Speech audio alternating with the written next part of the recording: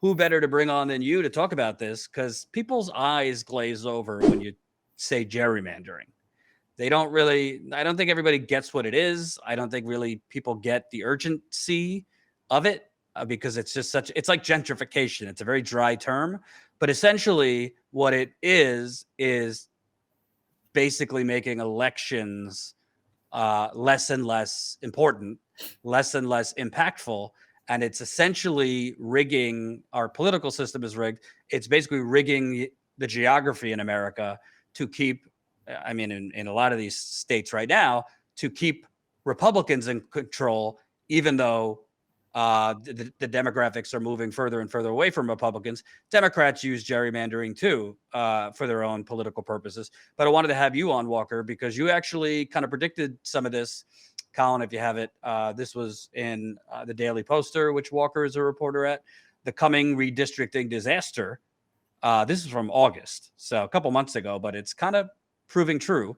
Democrats missed a critical deadline to stop Republican gerrymandering, and now the political bloodletting will begin. So, Walker, why don't we start with what you were seeing over the summer, and what is it that Democrats did not do that now the chickens are coming home to roost?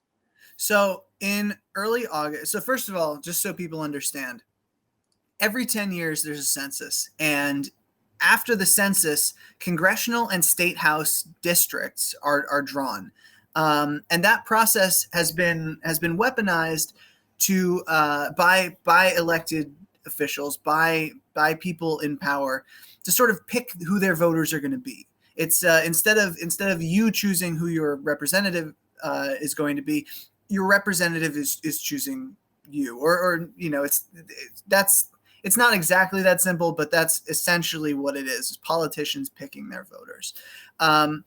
So in August, there was a deadline for the U.S. Census Bureau to give the census data to the states so that they could begin the process of redistricting. Now, before then, Democrats came into power in Washington in January. So you've had from January to August to implement some kind of reform to ban this process of partisan gerrymandering, which is, rigging districts so that they favor one party or another, to ban that process and make this election, make the redrawing process fair. They did not do it. They didn't do it. So when I wrote that article, I was talking to experts like David Daley, who was saying, like, this is going to be really bad. We already saw the last time the districts were drawn, Republicans weaponized the process and really disempowered Democratic voters in a historic fashion. And Democrats really only took back the House in 2018 because some of those maps ended up getting thrown out in state court. So Democrats missed the deadline to do anything about gerrymandering through the legislative process.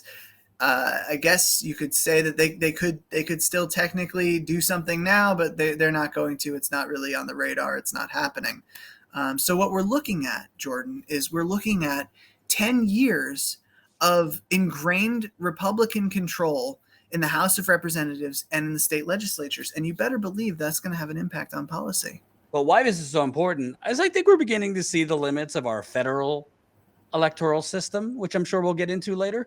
So really what you got is local politics, even from state assembly, your state House of Representatives, your state Senate. Every city is different, city council, this and that, and obviously Congress and Senate.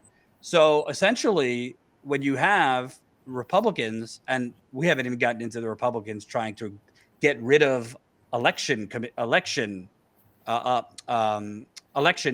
commissions, like Wisconsin right now. The Republicans are just trying to get rid of the bipartisan election committee, throw people in jail that are on the election committee that did not push, the election fraud stuff. So you have Republicans doing that, but you also have Republicans rigging it so that even if there are more black voters or Latino voters or young voters in an area, they're basically just changing the line and to change that district to be more white, in some cases more rural, to rig elections. So you will, if you're a progressive-minded person, will have less chance of winning those districts, even if the majority of the people are supporting your candidate. Do I have that right?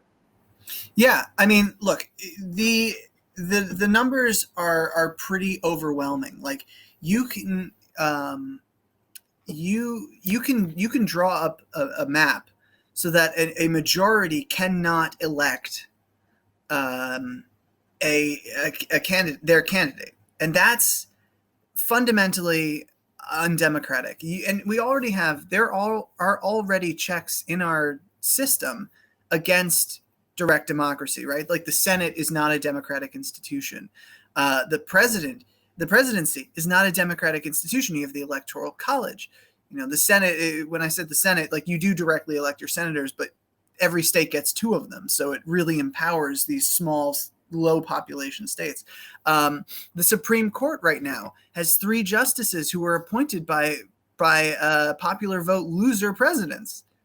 So now we're looking at the House of Representatives being a minoritarian institution. That is really troubling. That's really the last pillar of democracy in the US. Like you can vote. Sure, you can vote. Your vote isn't going to matter, but you can vote. Like right. in a very real way. People say this all the time. Like, oh, my vote doesn't matter. My vote doesn't matter. My vote doesn't matter. But with gerrymandering, it's literally true. Democrats in, I think, Pennsylvania in 2012 won like 51% of the vote, and they only captured something about like 5 of I believe 18 congressional seats. Mm-hmm. And in order to get 6, they would have needed a historic 56% of the vote, which, you know, hadn't happened. So like this is pretty staggering. And frankly, like it scares the hell out of me. Because I'm looking at this like we've got a very mobilized, you know, far right now, increasingly willing to use violence. We have a breakdown of our democratic institutions and lawmakers who, frankly, are encouraging violence. You know, you have those laws coming out in Florida, like you can drive your car and hit protesters. Like that shit is terrifying. Right. I mean, this is really how democracy collapses in the United States, and Democrats needed to do something about it, and they didn't. Right. Well, I also think there's two discussions to be had, because even without this, I don't really think we have a democracy. I mean, when you have public sentiment, 80%, and for a lot of these policies, 90% in favor of more progressive proposals, and the reaction in the White House, the Senate, Congress, even on the state levels, is let's strip it down essentially to giving you a Denny's coupon. I mean, we'll get into the infrastructure bill and the reconciliation deal. So I don't even know if we could. And there was I think it was a Princeton study years ago that basically said what I'm saying, that overwhelmingly, when the majority supports something, it almost never becomes policy. But when the minority supports something in terms of the actual business elite, usually that comes through in some way of policy. So I use the term democracy loose. But why I think this is so dangerous, and I want to actually focus on Georgia in specific. Obviously, Georgia was a big reason Biden won. Colin, if you have this, Georgia House okays congressional maps that add to Republican advantage. So this is obviously in part a response to Georgia going blue for the first time in a long, long time. But Georgia's 100%. One step closer to a new congressional redistricting map that bucks political and demographic trends to give Republicans another seat in the delegation. With a 96-68 vote, the Georgia House voted Monday to send the GOP-backed proposal to Governor Kemp, who also questionably won. But he actually questionably won because he basically purged hundreds of thousands of voters off the rolls as the state Secretary of State. So this was a real fraud, in my view, not the nonsense Trump is pushing. But GOP-backed proposal, Governor Kemp, before the end of the special election.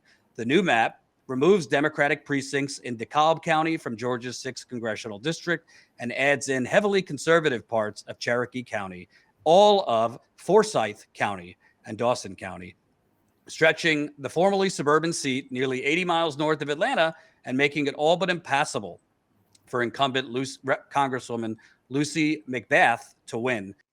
Between unlimited money, people being able to spend unlimited money on elections, and this, and then the naturally undemocratic nature of our political institutions. I mean, this is really how democracy in America collapses. It is. And it won't be, people fantasize about the end of American democracy being some big violent coup. It's not going to happen that way. It wouldn't happen that way. It would happen in courtrooms and slowly, and over time, accepting the degradation of norms, accepting the degradation of our institutions. Somebody just stays in power a little too long, gets normalized, then gets cleared by the courts, or by the time anybody is says boo, it's too late. I mean, that's how it would happen, in my opinion. Right. So I mean, this is one step, this is one pillar down, but we've already seen, there are many pillars that have collapsed, and so it's very scary. It's really, really scary. And frankly, I mean, on the one hand, I'm terrified of what's happening. On the other hand, I'm completely outraged. And I feel like this is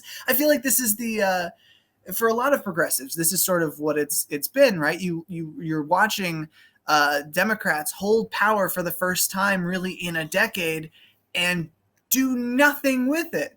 These guys aren't doing anything. They did nothing to stop this.